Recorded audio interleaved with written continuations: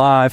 What up, dudes? Robby Rowe. We're going to be doing a Q&A here. I got a whole list of questions from my Instagram that we'll just kind of speed round, rapid fire, and answer these questions. If you're someone watching this on YouTube or whatever platform, and you have a personal question that you don't want me to just publicly share, therobbyrowshow.com/ask, A-S-K. It's my question platform. I get to every single question. It goes right to my inbox.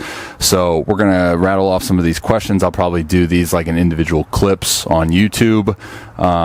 But let's start with what age should kids start pitching? So the first thing that came to mind when I read that question was like, I kind of took it as like the pitcher only, like what age should kids be like pitcher specific, right?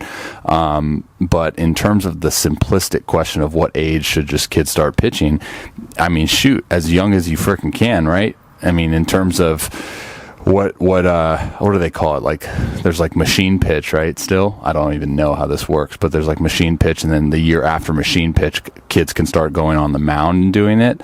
I'd always encourage like parents that ask me about like their kids and pitching. It's like, dude, if they love it and they're interested and intrigued and want to do it, then by all means just feed into that passion, right? And just kind of be there for that kid to continuously be curious about that position, and see where it goes. Now, the whole like PO thing and like what age should kids get like super specific with the position that they play, I am one to kind of say that, you know, it really does pain me to hear like 12-year-olds being POs, pitcher onlys.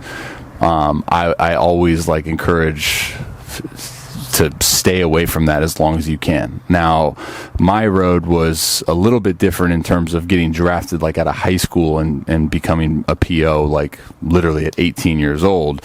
Now, if I could go back and do it all again, there were some things that I would kind of modify in that mental approach as well. I've talked about this in the past, but I would always encourage multiple positions, multiple sports all the way growing up, because there's so many different like explorations of movements, right, and different forces that move throughout our body, and just like it's the body's and brain's way of connecting and learning and exploring all of these movements that, in my opinion, increase the overall athleticism and skill orientation of the individual.